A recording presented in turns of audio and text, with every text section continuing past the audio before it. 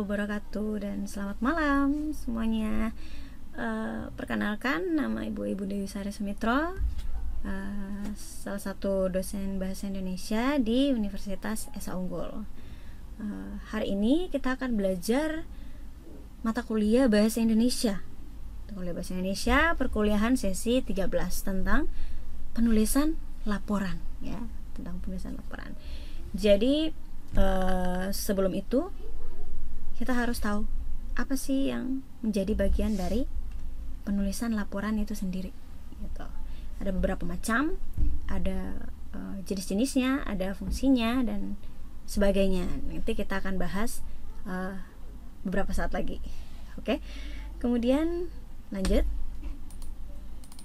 Nah, oke, ini tadi materi-materi apa saja yang kita akan pelajari pada bab ini ya. Jadi ada pengertian laporan, fungsi laporan, syarat laporan, jenis-jenis laporan, dan kemudian terakhir adalah sistematika penulisan laporan. Oke, jadi kita langsung saja masuk kepada bagian pertama, yaitu pengertian laporan ya. Oke. Laporan adalah cara komunikasi seorang penulis di dalam menyampaikan informasi-informasi terbaru kepada seseorang atau suatu badan karena adanya tanggung jawab yang dia pegang. Ya, jadi itu menurut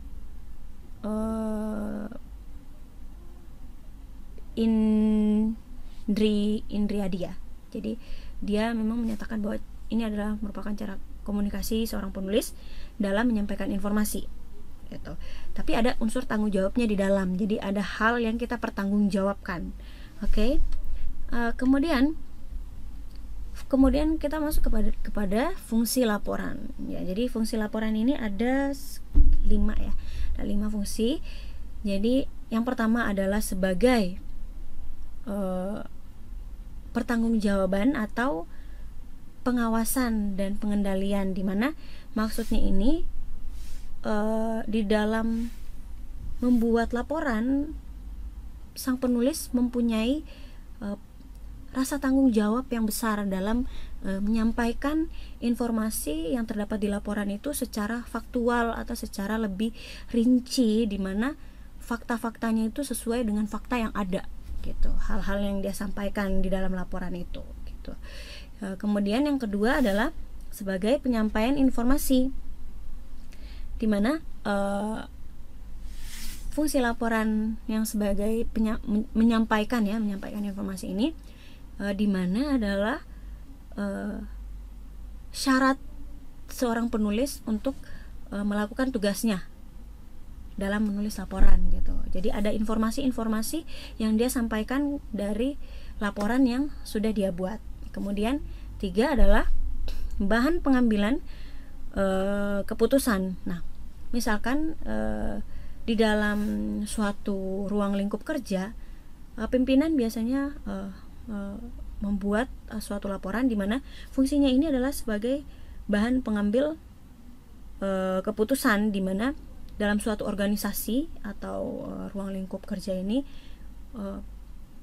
ketua atau pimpinannya memberikan suatu keputusan dalam bentuk sebuah laporan, gitu. Jadi putusan yang disampaikan tidak hanya secara verbal disampaikan, tapi ada bukti laporan untuk keputusan tersebut, gitu. Jadi ada, ketika dibuat suatu putusan dalam bentuk laporan, ada tanda tangannya yang menyatakan bahwa laporan tersebut atau putusan tersebut sah, gitu ya.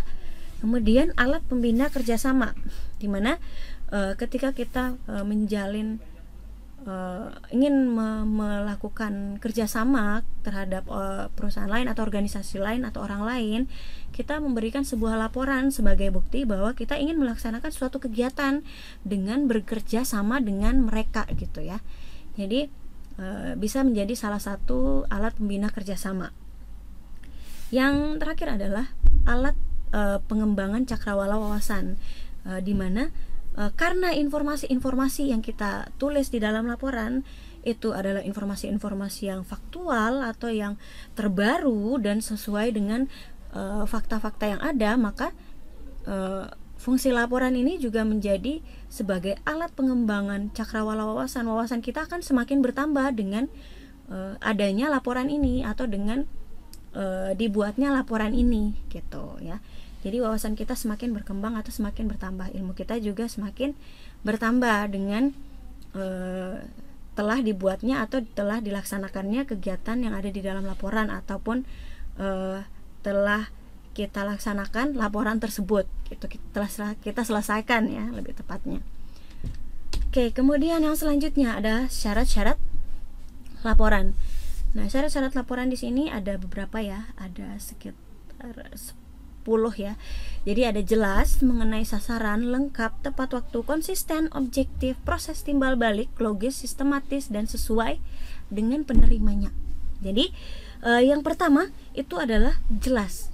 Nah, jelas di sini adalah hal-hal yang kita sampaikan atau kita tulis di dalam laporan, baik itu hari, tanggal, data dalam bentuk angka harus ditulis secara jelas gitu ya, secara jelas dan terperinci gitu, terperinci sehingga yang ingin kita sampaikan di dalam laporan sampai kepada penerima laporan gitu ya.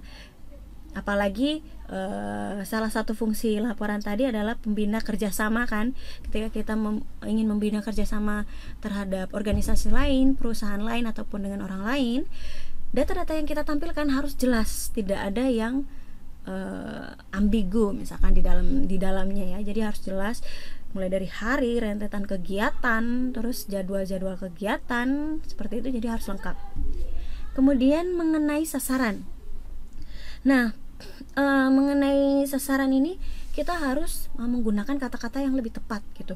Jadi apa yang ingin kita sampaikan, kita langsung langsung kepada apa yang kita maksud gitu, langsung kepada apa yang kita inginkan. Jangan kita membuat suatu kalimat di dalam laporan itu bertele-tele sehingga yang akan sampai kepada penerima laporan itu tidak akan jelas dan otomatis laporannya ditolak, bisa jadi laporan kerjasamanya ditolak.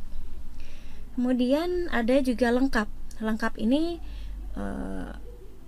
data-datanya gitu, data-datanya. Kemudian apalagi data-data yang dalam berbentuk angka ya, seperti tadi yang Ibu jelaskan pada bagian jelas, data-data yang berbentuk angka itu harus lengkap sedetail mungkin gitu. Jadi sehingga penerima laporan kita itu percaya dengan hal-hal yang kita tulis karena memang detail kita menulisnya. Kemudian yang keempat adalah tepat waktu. Tepat waktu di sini adalah ketika kita menulis sebuah laporan gitu, laporan waktunya harus jelas dan harus sesuai. Ketika kita ingin melakukan misalkan kegiatan, laporan kegiatan, kita menulisnya laporan kegiatannya itu hari Rabu. Nah, di lapangannya juga harus tetap hari Rabu, jangan diundur-undur ke hari yang lain karena itu menjadi tidak konsisten. Sementara di syarat laporan kita harus konsisten gitu, konsisten dengan apa yang kita tulis dan juga dengan apa yang kita rencanakan di dalam laporan tersebut gitu.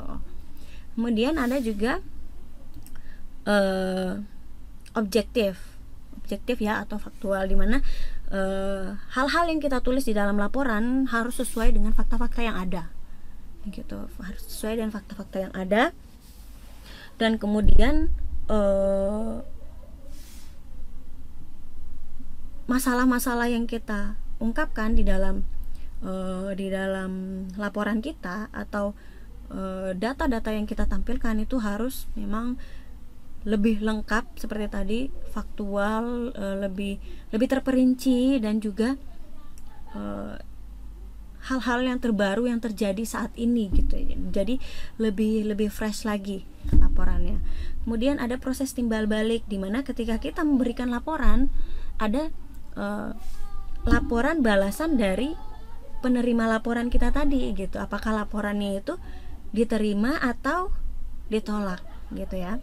Kemudian logis ya hampir mirip seperti di atas ya. Logis itu sesuai dengan nalar, sesuai dengan data-data yang ada ya.